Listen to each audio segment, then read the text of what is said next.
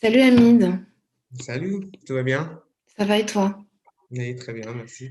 Je suis ravie de t'avoir dans le cadre de ce programme créé par la Cité internationale des arts, où tu es résident, artiste résident depuis septembre. Voilà, je voulais dans le cadre de cet échange, revenir avec toi, parce que c'est vrai qu'on se connaît bien, qu'on travaille actuellement ensemble sur un projet.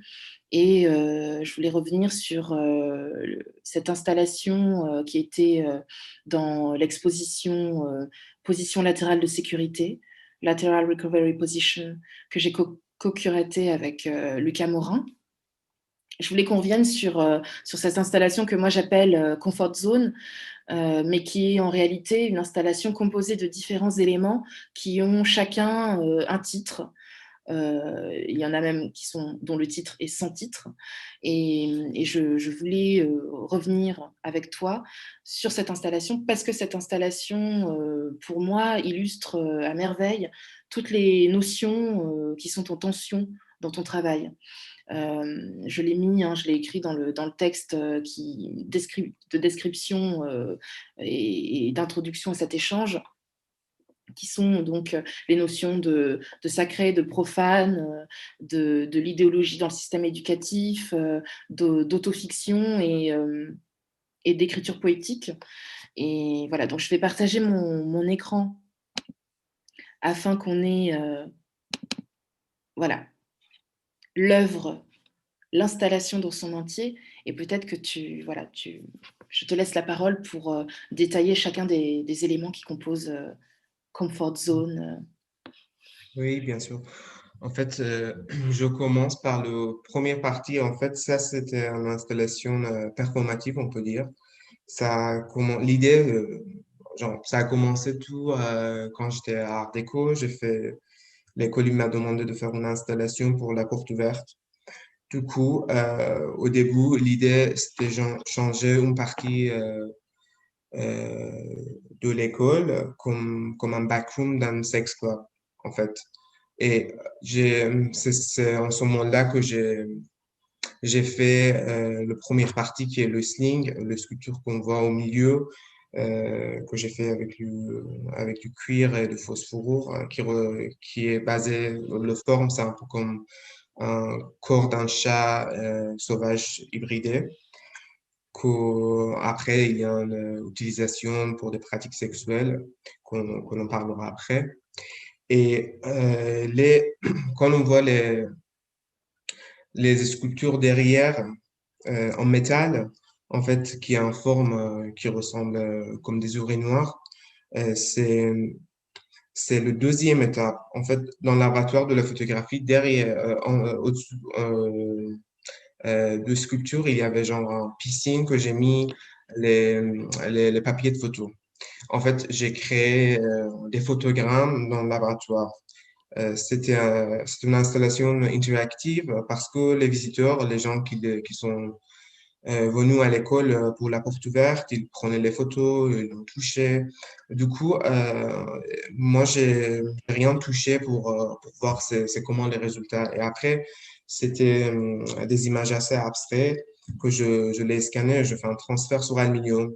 Et après, je les pliais. Il y a un trou qu'à côté, j'ai mis un sérum physiologique qui est rempli par l'eau de rose et du sel.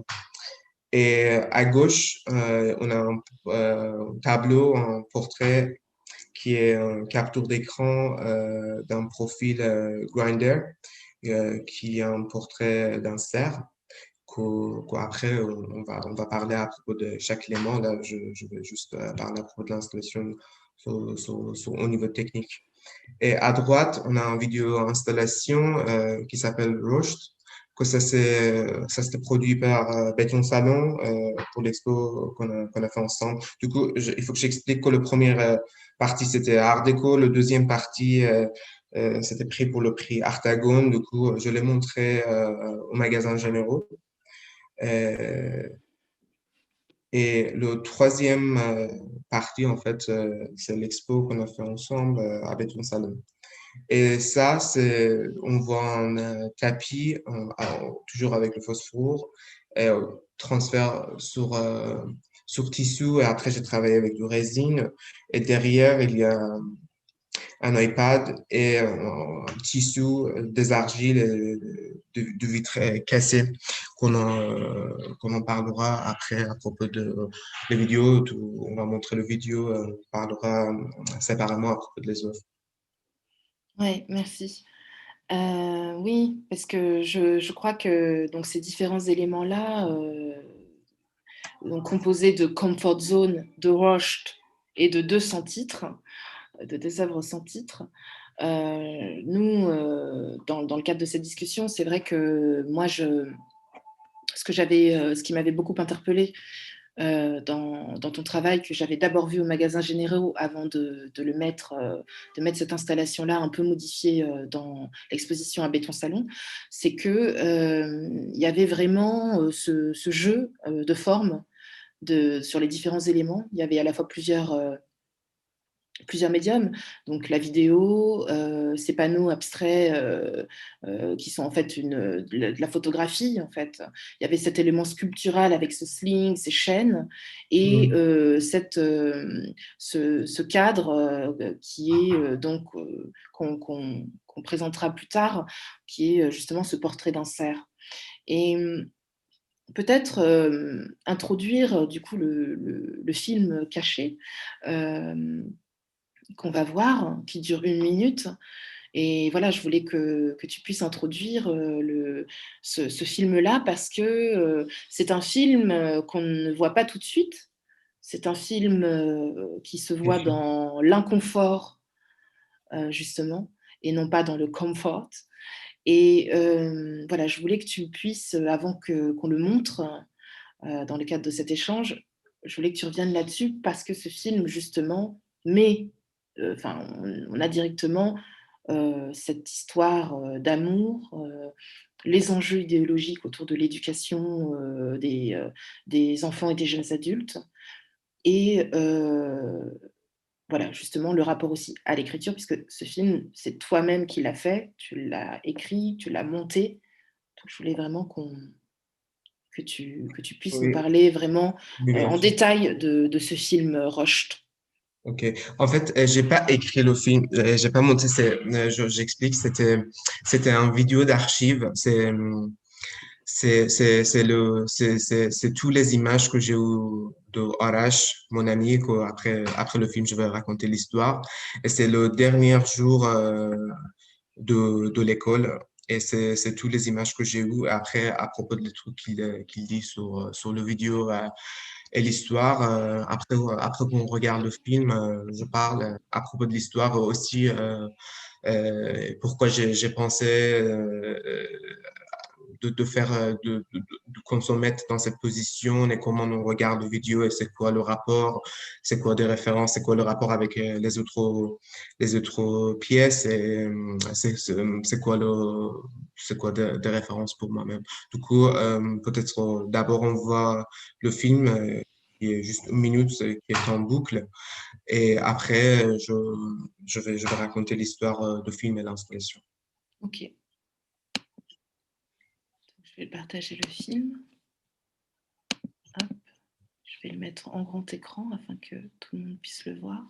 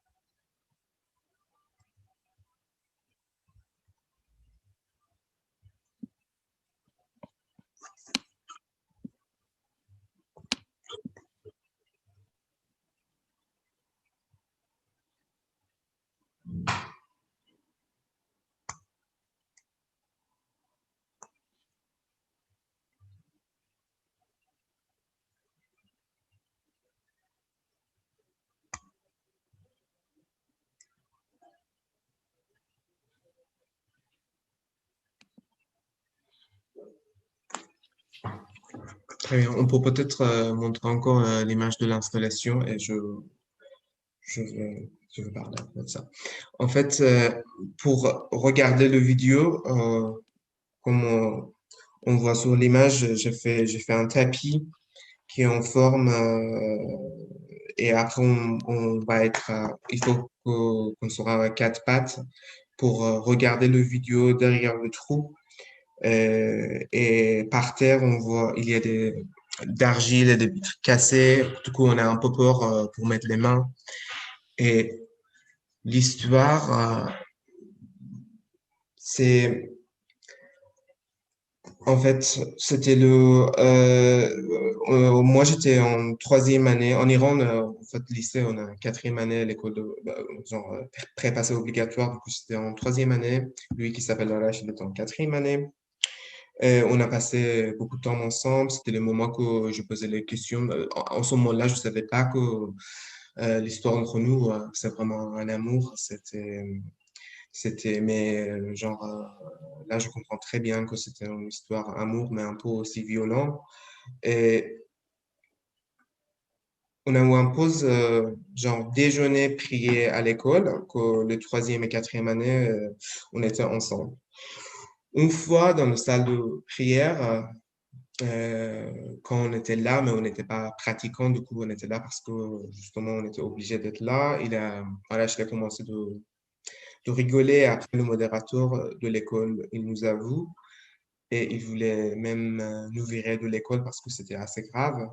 Mais en fait, il pouvait pas faire ça. Mais le truc qu'il a fait, il a changé le programme de l'école pour nous séparer. Du coup, le pause déjeuner prier pour troisième année, c'était par exemple à midi. Pour quatrième année, c'était à midi 30.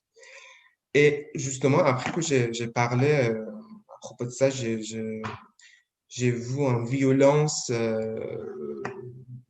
qui était genre à propos de les regards des autres gens, même aussi les façons que Arash il a pensé de moi, quand il n'était pas à l'aise de passer le temps avec moi, quand on voit le vidéo.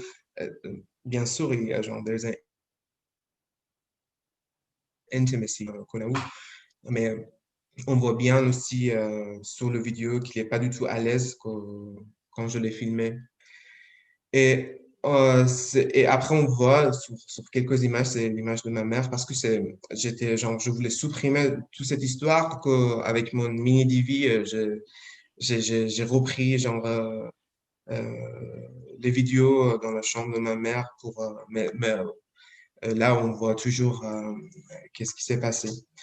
Et pour genre les façons que genre, j'ai dessiné pour les spectateurs de regarder le vidéo, pour moi, il y a les références parce que tout ça arrivait dans une salle de prière. Après, on parle de ce système d'éducation qu'on a grandi avec, qu'on était toujours obligé d'écouter et obéir. Pas nécessairement genre les éléments de religion. C'est, ça parle d'un truc plus grand. Euh, c'est comme on devient des esclaves pour un système. Ça, il n'existe pas justement juste en Iran, mais c'est un système de contrôle en fait. Et c'est ce type d'éducation que je trouve vraiment important. Que là, je lis beaucoup à propos de ça. Et après, on voit en ce moment des extrémistes, le concept de djihad et tout ça, je crois, tout ça, on revient sur l'éducation. Du coup, voilà, ça c'est l'histoire de cette vidéo installation qui est en fait la dernière partie de Comfort Zone. Après, on peut revenir sur Comfort Zone avec toi. Donc, non, mais c'est assez enfin, capital, en fait, cette histoire.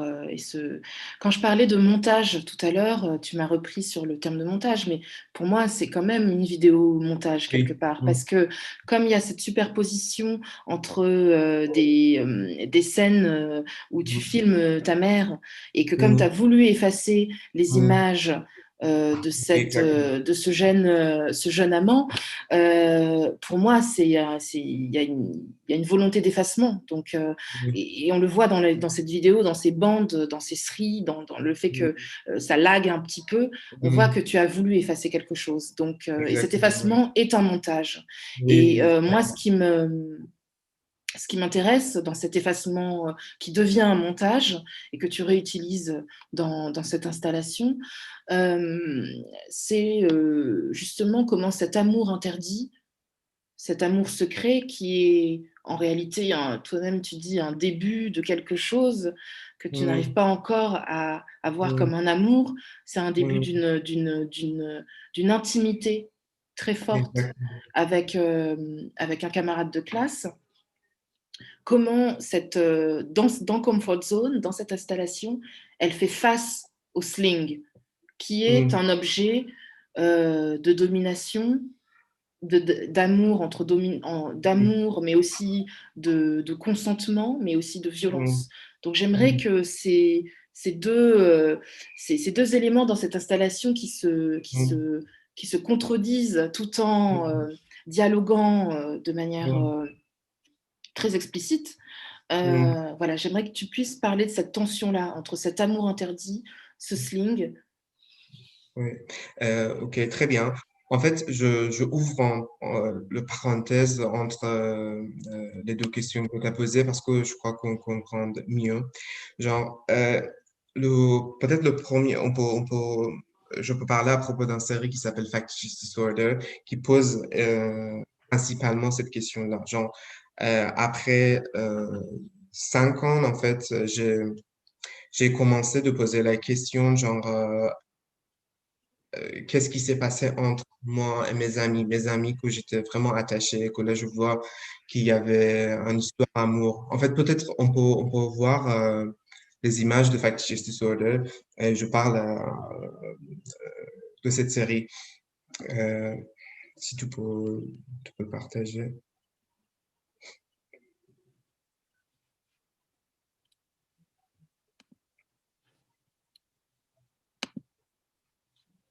Hop, j'étais déjà dessus. Factitious Disorder. C'est tout en bas, hein, c'est à la fin, Oui, puisque oui, en fait il voilà, c'est s'agit ça. de ton d'un Oui, de tes premiers exactement. travails en Exact- 2015, cette Exactement. série. Voilà, c'était mon premier genre solo show que j'ai fait en Iran. Là, on voit bien et l'exposition, c'était les installations photographiques et après, il y avait les peintures. Mais on voit, il y a la photo imprimée sur un papier photo, sur un cadré. Après, derrière, c'est des photos imprimées sur un tissu. Si on revient sur la première photo, peut-être je peux commencer par ça. Tous les photos qu'on voit, ça vient de mon archive personnel. Ça se veut dire que j'ai pas pris des photos pour faire une série ou pour faire un travail. En fait, c'est comme des mémoires de mes amis différents dans les périodes différentes. Là, lui, qui s'appelait Hassan, qui s'appelle toujours Hassan, on était ensemble, on faisait du sport ensemble, on était dans les salles du sport. Et là, je sais pas si on le voit bien, mais c'est une photo, voilà, c'est que j'ai pris dans la salle. Et derrière, en fait, c'est une image d'une ancienne maison d'accrochant en Iran qu'on a voyagé ensemble. Du coup, les photos derrière, ça vient d'un mémoire en commun. Et j'ai travaillé avec le tissu, je l'ai lavé avec Ralliant, c'est un photo naturel. Et après, j'ai fait le transfert pour donner un petit peu un effet un peu dreamy, assez abstrait pour qu'on ne soit pas certain, genre, qu'est-ce qui s'est passé. J'aimais bien ce côté-là. Pour moi, c'est un peu vague, c'est un peu abstrait. Du coup, chaque image pour moi, c'est un mémoire personnel. C'est comme ça me rappelle des moments que j'ai pas eu assez de courage pour lui dire qu'est-ce que j'en pense de lui. Après quelques temps, c'est comme j'ai réfléchi que c'est quoi les différences entre l'intimité et l'amitié? C'était l'amour, mais on était amis, mais c'était toujours un truc plus que ça. Et, du coup, ça, c'était le moment que j'ai vraiment commencé de réfléchir à propos de mon identité sexuelle, mes envies, les cours. Aussi, cette question que, OK, dans la culture que j'ai grandi, même si que j'ai eu une famille pas vraiment très fermée, pas très religieux, mais j'ai eu toujours peur de parler à propos de tout ça, même si avec moi-même. Beaucoup, pour moi, c'est très personnel cette série. Et chaque fois que je vois des images, c'est comme le moment que j'ai commencé de connaître moi-même. Alors ici, dans cette image aussi, on voit, on était, par exemple, je le dis brièvement, mais on était dans un accident, on voit les injuries. Et derrière, c'est genre, est-ce qu'il y a un négatif roulé parce que j'ai pris pour la première fois, genre, un appareil photo-lomographie en plastique, tous les photos c'était roulé, genre, et c'est toujours, ça vient d'une histoire en commun. Et, genre, du coup, j'ai fait rush de l'installation, bien sûr, genre, 5 ans, 4 ans après. Mais je vois bien le lien. C'est vraiment de retravailler sur ce sujet-là qui était tabou pour moi à cette époque-là. Et comme le titre qui vient Factious Disorder, apparemment, c'est une maladie qui n'existe pas. Genre, c'est une maladie que, genre, to fake, genre, c'est comme you fake it. Genre, il n'existe pas. Genre, tu crois tellement que tu es malade que tu peux aller à l'hôpital, mais même, c'est très psychologique que, genre, c'est possible de te faire d'être vraiment malade, en fait. Et l- ce truc-là, on voit aussi, je voulais donner un petit peu d'éléments sur Comfort Zone aussi, peut-être avec les sérums physiologiques, un corps qui est toujours absent, une fois, il y a un visiteur qui m'a dit au magasin général, on a l'impression, on voit un traitement sur un personne qui est malade et qui est absent, on ne voit pas. Et voilà, je ne sais pas c'était quoi le deuxième partie, si j'ai bien répondu. Non. Non, non, mais c'était le rapport au sling, cette Oui. confrontation, en fait, et de la vidéo Roche, déjà qu'on voit en tant que spectateur, spectatrice, dans l'inconfort, c'est-à-dire qu'il Mm, faut se mettre à quatre pattes oui, et sur le sol exactement. autour de ce tapis, il y a de l'argile, des éléments en verre. Donc déjà, cette vidéo Mm, que l'on voit à travers un trou de manière inconfortable est posée mm, contre le coin du mur et fait face, je dirais, de biais. Ça se dit pas trop, mais c'est vraiment cette impression-là, c'est-à-dire qu'elle fait face au sling tout en étant légèrement inclinée. Donc, c'est une manière de faire face au sling tout en se détournant du sling. C'est vrai que c'est difficile hein, de se rendre compte de ça quand on montre simplement une photographie sur un portfolio, mais c'était vraiment cette impression-là. Hein, et je pense que c'est aussi pour ça que tu as décidé d'incliner ce voilà. panneau Oui, oui, contre le coin de ce mur. Et moi, la question que je te posais, c'est cette confrontation entre euh, la violence que peut supposer le sling, qui est à la fois, le sling peut engendrer à la fois une violence, mais à la fois un rapport consenti entre un dominant, un dominé, et cette vidéo que tu as tenté d'effacer, mais que tu présentes quand même dans cette installation-là. Voilà, je voulais que tu parles de cette confrontation à l'intérieur de ton installation entre ces deux éléments.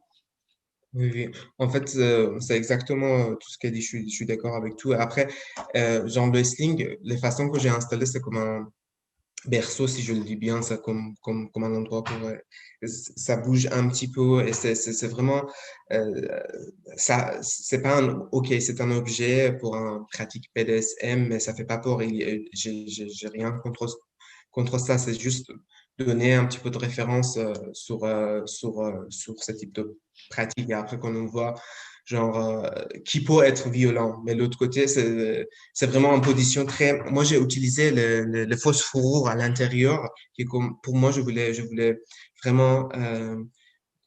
C'est comme quand on met le corps dedans, c'est très confortable, c'est très cosy. Euh, mais l'inverse, euh, moi, je demande aux visiteurs pour se mettre dans une position qui n'est pas du tout confortable pour eux, pour regarder cette vidéo.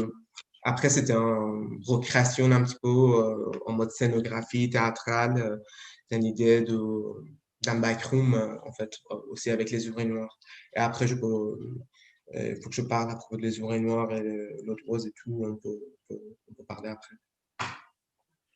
Ouais, merci. Oui, oui, c'est vrai que ce sling est fait de cuir et de fausses fourrures.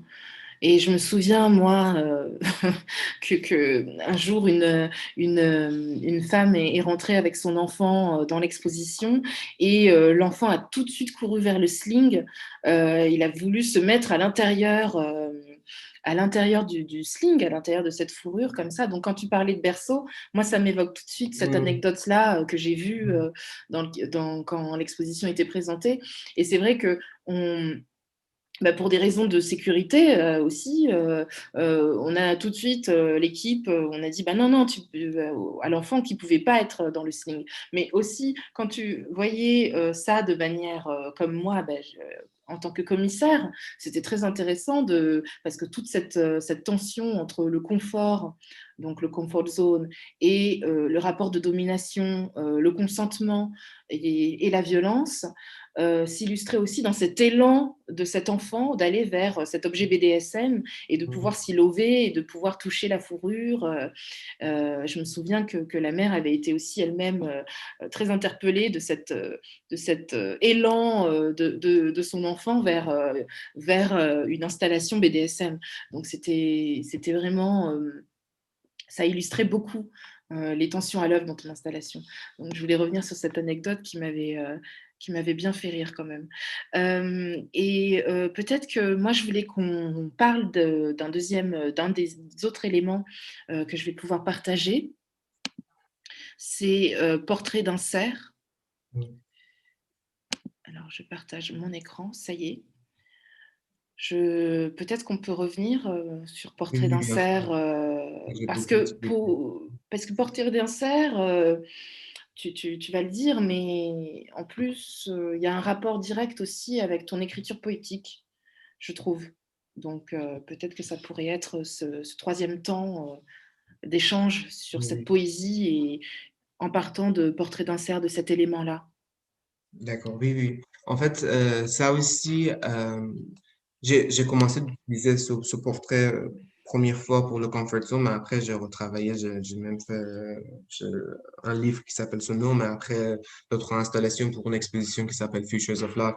Et là, pour moi, en fait, l'histoire, c'est que il y a quelqu'un qui a mis cette photo à part à part de la photo de profil, du coup, c'est déjà, c'était pour moi, genre, l'histoire de cacher cette identité. Après, j'ai trouvé photo, photo d'un cerf qu'on peut donner énormément de références euh, sur cet animal, mais en photo un peu kitsch, avec un bouton vert qui est présent, mais qui ne veut pas montrer sa tête.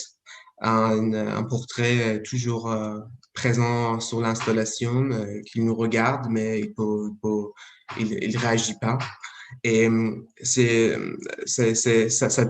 cette portrait, ça est devenu genre un caractère pour une autre installation qui s'appelle aussi un portrait d'un cerf dans une forêt brumeuse au coucher de soleil. Quand tu as dit l'écriture, le poème aussi, oui, oui, et, je peux le lire aussi. Après, c'était un parti, c'était l'installation que j'ai fait après Comfort Zone, qui est en fait le cerf, c'est le troisième caractère. C'est mon amant, et après, il est euh, c'est mon deuxième amour, le mec que je rencontre, il me demande que je le sacrifie pour revenir avec lui. Du coup, l'histoire, c'est un peu comme ça que je dis, first time we saw each other, it was in the stadium. Since then, I can't forget the image of you laying naked on the meadow grass. You asked me for a compromise that you didn't believe I was capable of. I hunted for it extensively. I've returned with its severed head. The sacrifice is ready, my love. Shall I rehearse the poem? Et après, voilà, je lis un poème de Saadi, que aussi j'ai fait des recherches sur sadomasochisme, sur la littérature persane, et comment j'ai ajouté ça sur ce nouveau histoire. Mais c'est vrai que ce portrait, ça a commencé par cette installation, et après j'ai beaucoup utilisé même, j'ai fait un livre avec l'aide de Brice Lesperger, que j'ai notamment travaillé sur les réseaux sociaux gays, les applications de rencontres. Et voilà, ça c'était d'autres choses. Peut-être là, on n'a pas le temps de parler à propos de tout ça, mais voilà, j'ai beaucoup utilisé cette image parce que pour moi, c'est un peu comme référence. C'est un caractère fiction que je l'ai pris en vrai, mais après, je l'ai utilisé pour mes œuvres. Oui, et puis dans Portrait d'un cerf, moi, ce qui me frappe aussi, connaissant bien ton travail, c'est que à la fois, donc c'est la photographie, et on est encore dans cette idée d'effacement qu'il y a aussi dans la vidéo Roche. C'est-à-dire que c'est une photographie qui sert d'avatar à une personne sur Grindr. Peut-être pour les personnes qui ne savent pas, mais Grindr, c'est un réseau social, enfin une application gay de rencontre. Euh, qui est très populaire, hein, c'est le Tinder gay, comme on dit.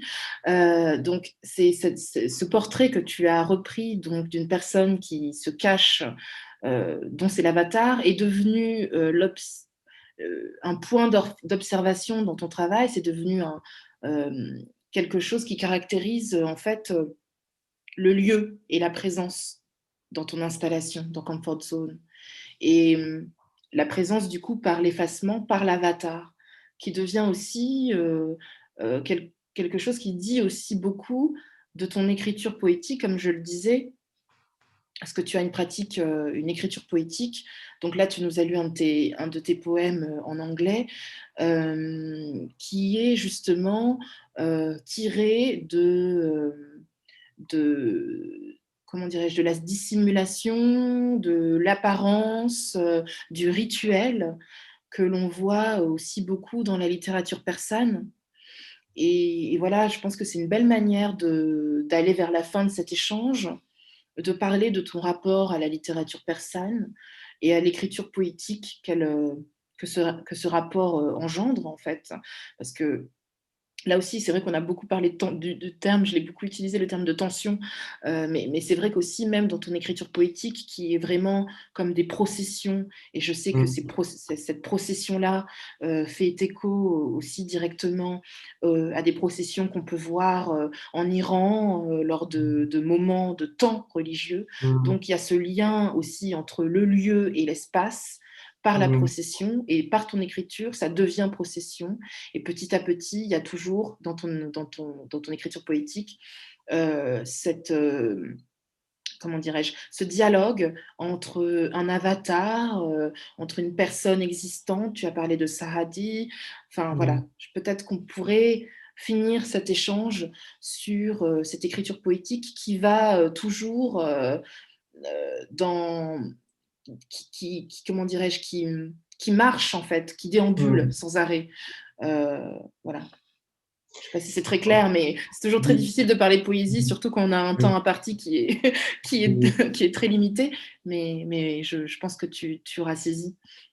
Oui, en fait, bah, un des plus grandes inspirations pour moi, c'était toujours la poésie, notamment littérature classique persane, Saadi, Hafez, Rumi, je lis genre tout le temps, mais à propos, c'était comme, en fait, dans les sociétés qui sont assez fermées, je trouve que l'art et littérature, c'est les façons pour un peu genre skipper, genre de run away, Échapper, d'échapper échapper, ouais. échapper de la situation qu'on n'est pas content.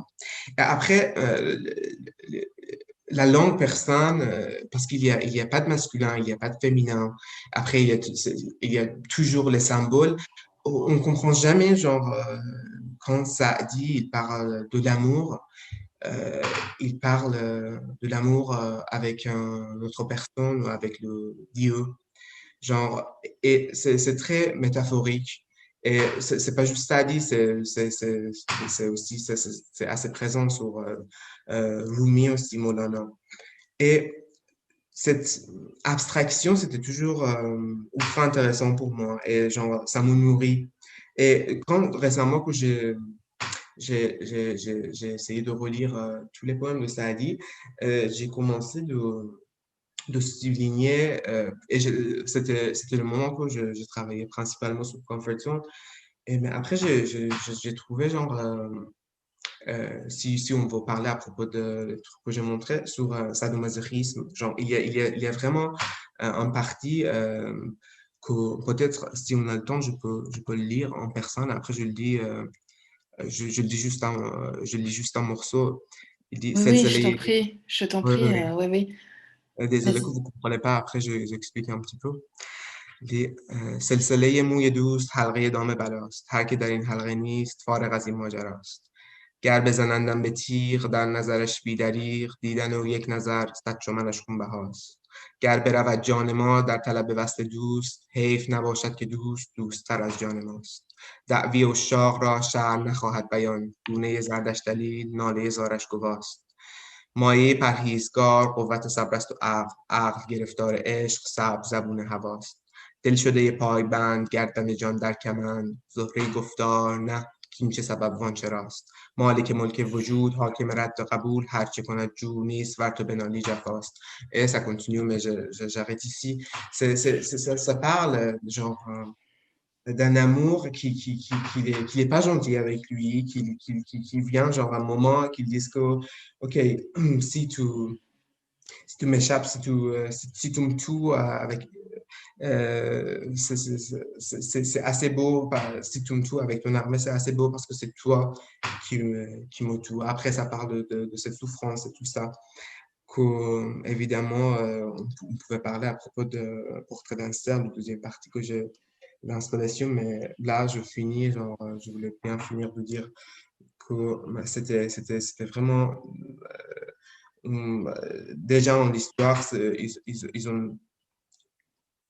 ils ont choisi, je ne peux pas dire choisir ce métier, mais ils ont commencé d'écrire pour échapper à une situation.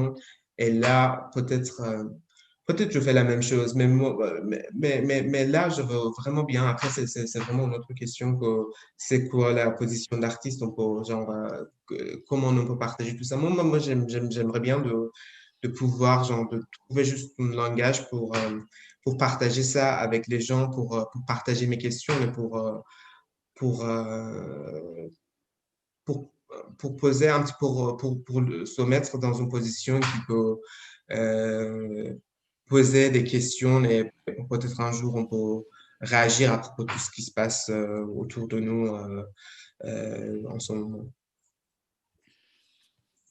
Merci Hamid, merci beaucoup pour cette Merci à lecture. toi.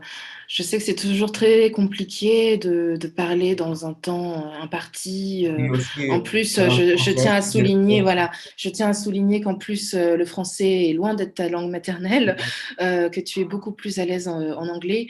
Et j'espère que notre prochain échange qu'on partagerait pourra se faire en anglais, parce que oui, c'est vrai oui, que nous-mêmes, on travaille tous les deux dans ces deux langues, le oui, oui, français et l'anglais, et on switch très rapidement d'une langue à l'autre, mais pour la facilité de ce programme, c'est vrai qu'une seule langue voilà, c'était mieux de parler avec une seule langue. Donc je te remercie pour cet effort d'avoir tenu tout cet entretien en anglais. en français, pardon, tu vois, moi-même, en français. Et j'espère que voilà, qu'on pourra échanger à nouveau ensemble, en français, en anglais, en mélangeant les deux, ou que en anglais.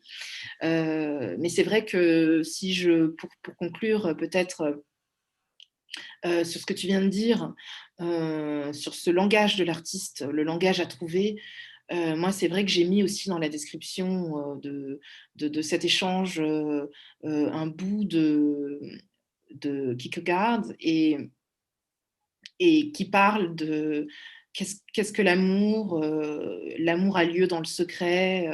Et je trouve que ce qui est, moi, ce que j'aime beaucoup dans ton travail, c'est dans cette installation, mais pas que, dans d'autres travaux que tu as fait, c'est que le langage que tu essaies de trouver en tant qu'artiste, c'est un langage intime qui est dans le secret, mais ce secret-là, tu arrives petit à petit, au fur et à mesure de tes travaux, à sortir de ce secret, à le partager.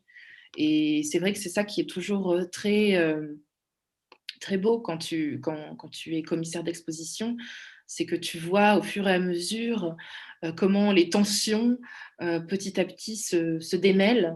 Et voilà, et je suis vraiment ravie en tout cas de l'amitié qu'on a qui me permet moi aussi de partager ce secret et de t'amener et de t'accompagner aussi dans l'ouverture de ce secret et dans sa manière d'être, dans la manière de l'interpréter, quoi.